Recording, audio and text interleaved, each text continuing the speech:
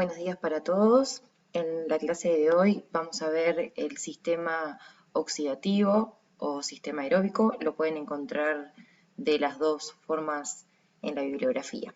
¿Sí? Hasta ahora habíamos visto el sistema anaeróbico aláctico, el sistema de la fosfocreatina. Habíamos visto el sistema glucolítico, ¿sí? La degradación anaeróbica de la glucosa. Fueron las dos primeras vías energéticas que vimos, y ahora nos queda ver el sistema oxidativo.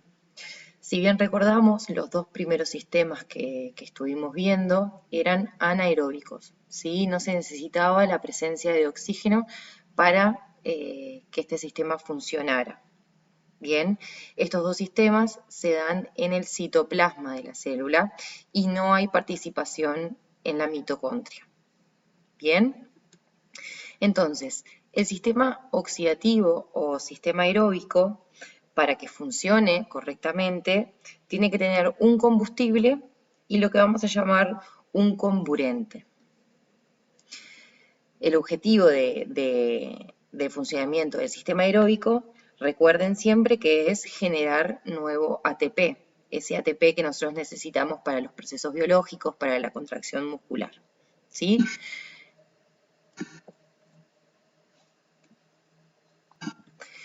En este caso, para el sistema aeróbico, los combustibles que vamos a utilizar son tres. Van a ser las proteínas, los carbohidratos y las grasas. ¿Sí? Si ustedes recuerdan los sistemas anteriores, como combustibles teníamos la fosfocreatina, el ATP y la glucosa. No había oxidación de grasas ni oxidación de proteínas. Siempre recuerden que en este sistema, si bien las proteínas también las podemos utilizar para generar energía, son las que utilizan en menor medida, ¿sí? Las proteínas tienen otras funciones biológicas más importantes que brindar energía. Principalmente vamos a utilizar carbohidratos y grasas, ¿sí? Estos van a ser los tres combustibles, y el comburente universal, y por eso es también llamado sistema aeróbico, va a ser el oxígeno. ¿Sí? Este oxígeno que nosotros inspiramos del aire atmosférico. Bien, a diferencia de los dos sistemas anteriores, que es lo que habíamos dicho, que son anaeróbicos, estos procesos tienen la participación del oxígeno y se dan dentro de la mitocondria. Bien. Si nosotros vemos, acá en los procesos tenemos los carbohidratos, ¿sí? Esta va a ser la célula, y acá adentro tenemos la mitocondria. Es importante que ustedes recuerden que el primer paso de la oxidación completa de una molécula de glucosa, la primera fase es lo que llamamos glucólisis anaeróbica. ¿Sí? Una vez que de la glucosa pasa por la glucólisis, por los 10 pasos enzimáticos que habíamos visto, y generaba piruvato, y en ese momento podía ingresar hacia la mitocondria. Por lo tanto, en la oxidación completa de la glucosa hay una primera fase que es anaeróbica y que la comparten con el sistema glucolítico. Esta fase de glucólisis, la primera fase de glucólisis, recuerden que podía darnos 2 o 3 moléculas de ATP, dependiendo de dónde proviniera. Recuerden que si venía del glucógeno, la glucosa ya estaba fosforilada, y en la primera fase, que era la primera fase de inversión de energía, el primer ATP de las reacciones no se utilizaba. Por eso en la ganancia neta, digamos en la ganancia total, tenía 3 ATP. Bien, acá vemos en la imagen, después de la glucólisis, que tenemos el piruvato. Este intermediario metabólico entraba hacia la mitocondria y seguía su camino por la vía aeróbica.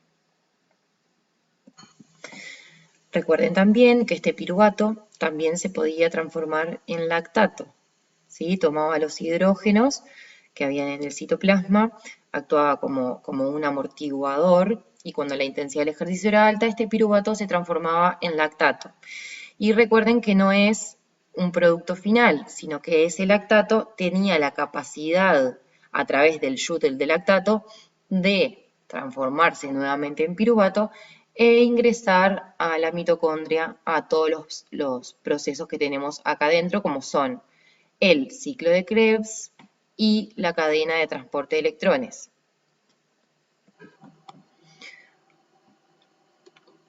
Muy bien, entonces teníamos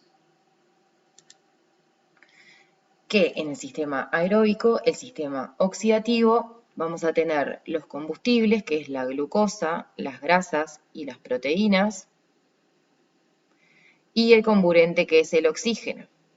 Si nosotros a esto le sumábamos ADP y oxidábamos completamente la molécula de glucosa, de grasa y de proteínas, como productos finales íbamos a tener agua, dióxido de carbono y la generación de nuevo ATP. Recuerden que esta agua es agua metabólica y que el dióxido de carbono lo liberamos luego cuando exhalamos. Recuerden que en estas flechas que dicen oxidación, esto no es una única reacción, sino que es una vía energética. Hay muchos pasos intermedios para que de la glucosa tengamos agua y dióxido de carbono. Cuando hablamos de la degradación de la glucosa, del glucógeno, lo que se llama la glucólisis aeróbica también, vamos a tener como primer paso la glucólisis. Fue lo que mencionamos anteriormente, la glucosa, los 10 pasos enzimáticos, tengo la transformación al piruvato, ¿sí? Luego, ¿qué vamos a tener? Esa transformación del piruvato en acetilcoenzima A. El piruvato se transforma en acetilcoenzima A para poder dar inicio a el ciclo de Krebs. ¿Sí? Para iniciar el ciclo de Krebs tenemos que tener acetilcoenzima A disponible. Y como último paso vamos a tener lo que es la fosforilación oxidativa o la cadena de transporte de electrones, que en este proceso lo que se va a hacer es fosforilar el ADP para generar nuevo ATP y se van a oxidar los hidrógenos que extraímos en los procesos de oxidación y reducción. Si ustedes recuerdan en la glucólisis, cuando teníamos el NAD y agarraba los hidrógenos y un electrón, habíamos dicho que, bueno, eso lo íbamos a ver posteriormente qué sucedía en la mitocondria. Todas esas reducciones que se hacen en estos procesos van a ir a la fosforilación oxidativa para generar nuevo ATP.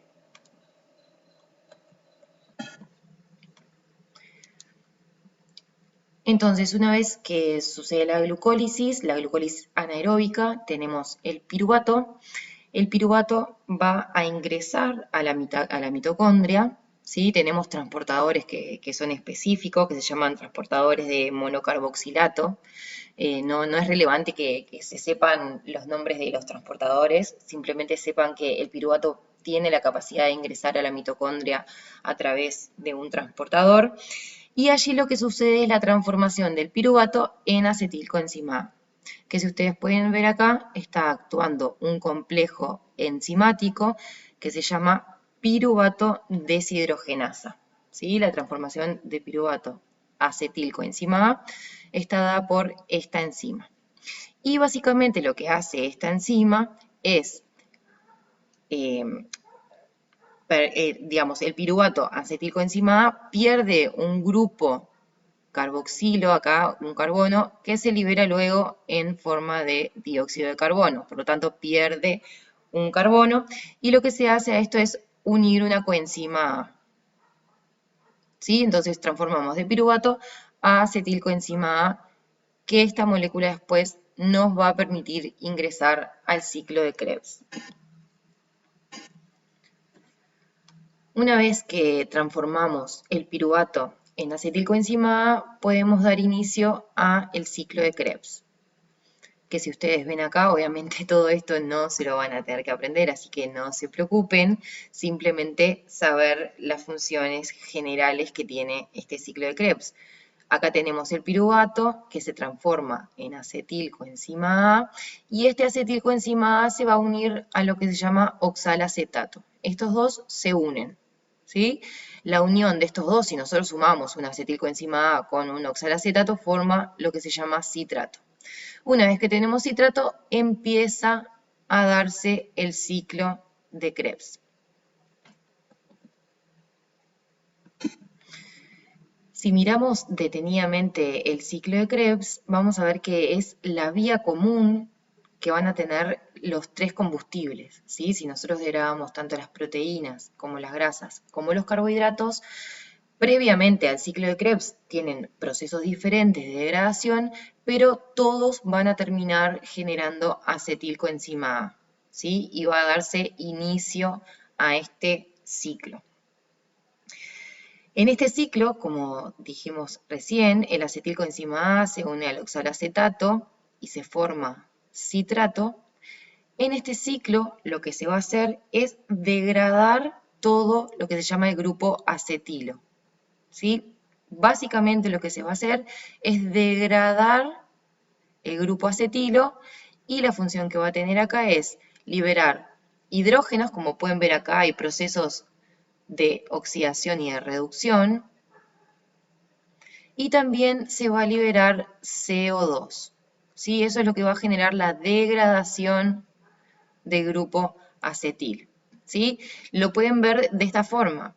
Si nosotros unimos el acetil y el oxalacetato, sumamos los dos, el oxalacetato funciona como si fuese un transportador, digamos, va unido al grupo acetilo, lo que se degrada es el grupo acetilo, y una vez que degradamos en toda esta vuelta el grupo acetilo, vuelvo a tener oxalacetato. Por eso es un ciclo, ¿sí? El oxalacetato acompaña todo el ciclo y vuelve a regenerarse. ¿Para qué? Para unirse con otro acetilcoenzima A y volver a generar citrato y así sucesivamente. Recuerden, y esto es importante, que la glucosa, cuando partíamos de la glucosa, tenía 6 carbonos, ¿sí? Estos 6 carbonos se dividían en 2 piruvatos de 3 carbonos.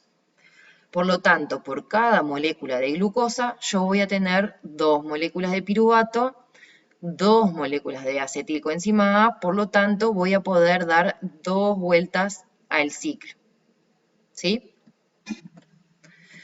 Una vez que el piruvato se transforma en acetilcoenzima A y pasa por todo el ciclo de Krebs, estos NAD, estos transportadores de electrones e hidrógenos, se van a ir a la fosforilación oxidativa, ¿sí?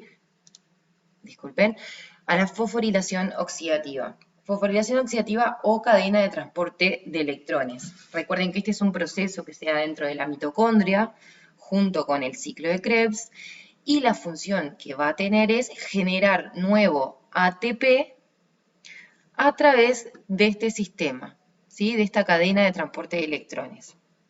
Si recuerdan, en los procesos de glucólisis y también en el ciclo de Krebs, habían estos transportadores que eran los NAD, ¿sí? Recuerden que agarraban un electrón y un hidrógeno. Este electrón y este hidrógeno van a venir a la membrana de la mitocondria y lo que van a hacer es separarse. Si ustedes ven acá tenemos un electrón y un hidrógeno. Se llama cadena de transporte de electrones porque hay unos compuestos que van, si ustedes ven este electrón, va como saltando de un compuesto a otro hasta unirse con el oxígeno. Este proceso es mucho más complejo de lo que lo estoy diciendo claramente, es simplemente para simplificarlo. Estos electrones van pasando y se unen al oxígeno. El oxígeno es el aceptor final de electrones. Por lo tanto, todos los electrones que fueron degradándose de estas moléculas biológicas, de la glucosa, de los lípidos, de las proteínas, van a terminar uniéndose al oxígeno en la mitocondria, ¿sí? Por eso es un proceso aeróbico. Una vez que se unen al oxígeno, formamos agua, ¿sí? Recuerden uno de los productos terminales que teníamos. Y los hidrógenos, que van hacia el espacio intermembrana, pasan por lo que se llama ATP sintasa y fosforilan nuevo ATP. No vamos a ver en profundidad este proceso, sí tienen que saber que en la fosforilación oxidativa o en la cadena de transporte de electrones, el oxígeno va a tomar los electrones que fueron agarrando estos NAD y los hidrógenos van a funcionar en la ATP sintasa para volver a fosforilar el ATP. Por lo tanto, cuando hablamos de la oxidación completa de una molécula de glucosa, vamos a partir desde la glucosa. El primer proceso es la glucólisis. Esa glucólisis transforma la glucosa en piruvato. Luego el piruvato ingresa a la mitocondria. Este piruvato se transforma en acetilcoenzima A. El acetilcoenzima A va a unirse al oxalacetato y va a ingresar al ciclo de Krebs. ¿Sí? En el ciclo de Krebs se va a oxidar el grupo acetilo. Recuerden que oxidar significaba que iba a perder electrones, iba a perder hidrógenos, iba a perder carbonos, que estos se van a transformar luego en dióxido de carbono. Y por último teníamos el proceso de fosforilación oxidativa, que en el proceso de fosforilación oxidativa, estos NAD y los FAD también, que agarraban los electrones juntos a los hidrógenos, dejaban el electrón, dejaban el hidrógeno y en el proceso de fosforilación oxidativa se generaba agua a partir de la unión del oxígeno con los electrones y a partir de los protones la ATP sintasa genera nuevo ATP, fosforila el ADP. En la próxima clase vamos a ver el proceso oxidativo de los lípidos.